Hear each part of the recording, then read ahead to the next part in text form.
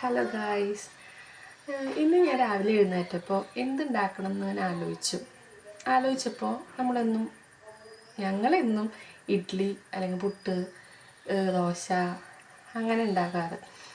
അപ്പോൾ ഇന്ന് ഞാൻ അട ഉണ്ടാക്കാമെന്ന് വിചാരിച്ചു. അട എനിക്ക് ഭയങ്കര ഇഷ്ടമാണ് കേട്ടോ. അപ്പോൾ അട ഉണ്ടാക്കാനായിട്ട് ഞാൻ ഇതുവരെയായിട്ടും ഉണ്ടാക്കി നോക്കിയിട്ടുമില്ല. അപ്പോൾ ഞാൻ ജസ്റ്റ് യൂട്യൂബിലൊന്ന് സെർച്ച് ചെയ്തു. അതേപോലെ എൻ്റെ അമ്മോടൊന്ന് ചോദിച്ചിട്ടാണ് ഇപ്പോൾ അട ഉണ്ടാക്കാൻ പോകുന്നത്. ശർക്കര ഇട്ടിട്ടുള്ള അടയല്ല, പഞ്ചസാര ഇട്ടിട്ടുള്ള അടയാണ് ഉണ്ടാക്കുന്നത്. പിന്നെ അതേപോലെ അമ്മയ്ക്ക് ഏലക്കായ ഇടാറുണ്ട് അടയിൽ. പക്ഷേ എൻ്റെ അടുത്ത് ഏലക്കായ ഇല്ലാത്ത കാരണം ഞാനത് ഇടുന്നില്ല. അങ്ങനെ ജീരകം ഇടുന്നുണ്ട്. പിന്നെ സ്റ്റാൻഡ് ഇല്ലാത്ത കാരണം, മൊബൈൽ വയ്ക്കാനുള്ള സംഭവം ഇല്ലാത്ത കാരണം ഞാനിപ്പോൾ ഒരു ബോട്ടിൽമേണ് ചാരി വെച്ചിട്ടുള്ളത്. അതുകൊണ്ടാണ് ഞാൻ ഇങ്ങനെ നിൽക്കണ്ടേ, കുനിഞ്ഞ് നിന്നിട്ടാണ് സംസാരിക്കുന്നത്. അപ്പോൾ നമുക്ക് നോക്കാം. നാളികേരം ചെറിയത് ഞാൻ ഇങ്ങനെ 3 പാർട്ടീഷൻ ചെയ്ത് വെച്ചിട്ടുണ്ട്. അതിൽ ഒന്ന് കൂടുതൽ മധുരമുള്ളതും പഞ്ചസാര ഇട്ടതും, മറ്റേത് കുറച്ച് പഞ്ചസാര അച്ഛനുള്ളത്. പിന്നെ ഇനി കൂടുതൽ ആയെങ്കിലോ എന്ന് വെച്ച് ബാക്കിയുള്ളത് ഞാൻ മാറ്റി വെച്ചതാണ് ഒരു പാർട്ട്. അങ്ങനെ ഞാൻ ഇവിടെ പൊടി എന്താ ചെയ്തതെന്ന് വെച്ചാൽ, അടുപ്പത്ത് വെള്ളം വെച്ചിട്ട് അത് തിളച്ച് വരുമ്പോൾ അതിലേക്ക് പൊടി ഇട്ടിട്ട് അത് ഇളക്കിയിട്ട് ഈ ഒരു പരിവായതാണ്. ഇനി അതൊന്ന് നമുക്ക് നന്നായിട്ടൊന്ന് കുഴച്ചെടുക്കേണ്ടതുണ്ട്. പിന്നെ അത് ഇല ഞാൻ മുറിച്ച് വെച്ചിട്ടുണ്ട്. ഇതിന് ഇലയുടെ ഒന്ന് സെൻറ്റർ കട്ട് ചെയ്യണം. ശേഷം നമ്മൾ ഒന്ന് ഇല കഴുകണ്ടേ, ഇല കഴുകിയിട്ട് വേണം നമ്മൾ അട വരുത്താനായിട്ട്. അപ്പോൾ ഒന്ന് ഇല കഴുകിയെടുക്കണം.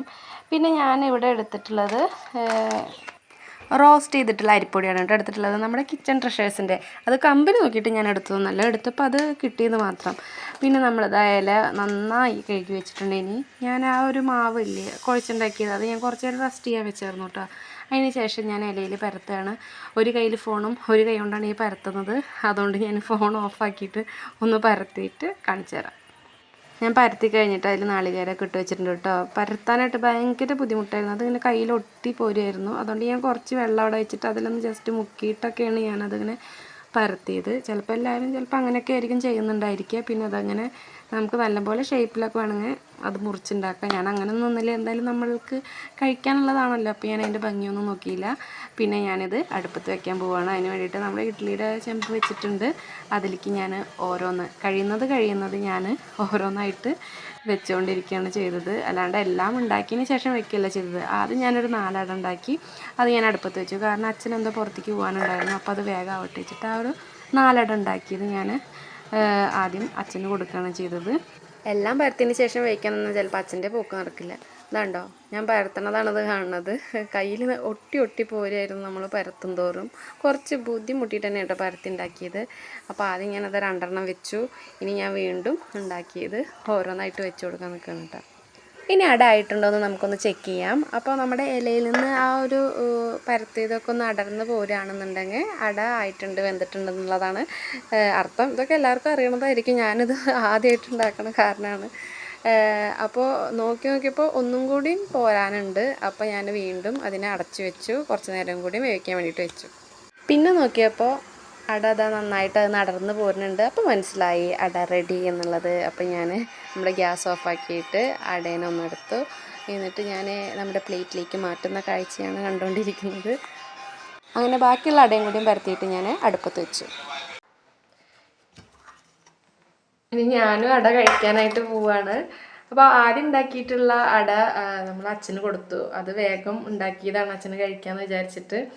കാരണം പരത്താനായിട്ട് എനിക്ക് കുറേ ടൈം എടുക്കുന്നുണ്ടല്ലോ. അപ്പോൾ ആദ്യം ഉണ്ടാക്കിയത് നമ്മൾ അച്ഛന് കൊടുത്തു. ഇനിയിപ്പോൾ ഞാൻ അട കഴിക്കാൻ പോവാണ്. അപ്പോൾ പൊടിയൊക്കെ എത്ര മെഷർമെൻറ്റ് എടുക്കണം എന്നുള്ളത് എനിക്കറിയില്ലായിരുന്നു. അതുകൊണ്ട് തന്നെ കുറേ അട ഉണ്ടാക്കിയിട്ടുണ്ട്. കുഴപ്പമില്ല, നമുക്ക് 4 മണിക്കുള്ള ചായക്ക് നമുക്കൊപ്പം കഴിക്കാം. പിന്നെ ഇതിൽ വേറൊരു ഇതെന്ന് പറഞ്ഞത്, ഞാൻ നേരത്തെ വീഡിയോയിൽ കണ്ടുവല്ലോ, എനിക്ക് പരത്താനായിട്ട് അത് കുറച്ച് ബുദ്ധിമുട്ടുണ്ടായിരുന്നു. ഇലയിൽ പരത്തി ഉണ്ടാക്കാനായിട്ട് അത് കൈമൊട്ടി പിടിച്ച് പോരുമായിരുന്നു. എന്നാലും ആദ്യത്തെ 2 അങ്ങനെ ആയെങ്കിൽ കൂടി പിന്നെ നമ്മൾ ഉണ്ടാക്കും തോറും അത് കുറച്ച് റെഡി ആയിട്ട് വന്നു. അതങ്ങനെയാണല്ലോ, നമ്മൾ പ്രാക്ടീസ് ചെയ്യും തോറും അതിന് പെർഫെക്ഷൻ വരും എന്നുള്ളതല്ലേ. പിന്നെ അതേപോലെ വേറൊരു ഇതെന്ന് പറയുന്നത്, നമ്മളിത് പരത്തുമ്പോൾ നമ്മുടെ കൈ ഭയങ്കര വേദനയ്ക്ക് കൈ നന്നായിട്ട് കടയുന്നുണ്ടായിരുന്നു. ഇപ്പോഴും അതിൻ്റെ കുറച്ചൊരിതുണ്ട്. അത് നമ്മൾ ചിലപ്പോൾ മേ ബി ആദ്യം ചെയ്യുന്നത് കൊണ്ടായിരിക്കും. ഇറ്റ്സ് ഓക്കെ, അത് കുഴപ്പമില്ല. എന്തായാലും നമുക്ക് അട കഴിച്ച് നോക്കാം. ആദ്യം തന്നെ നമുക്ക് കുറച്ചുകൂടി വലിയ അട എടുക്കാം.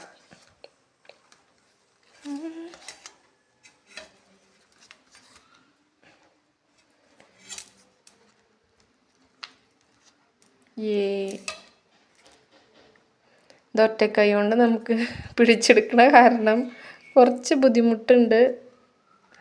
നമുക്ക് നോക്കാം. ആ ഇലയിൽ നിന്ന് ഞാനത് എടുക്കട്ടെ കേട്ടോ. ഒറ്റ കൈ കൊണ്ട് പറ്റില്ല.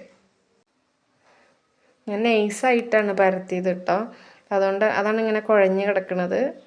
അപ്പോൾ അതിൻ്റേതായിട്ടുള്ള ടേസ്റ്റ് ഉണ്ടാവുമെന്ന് ഞാൻ വിചാരിക്കുന്നു. നൈസായിട്ടല്ലേ പരത്തിയത്.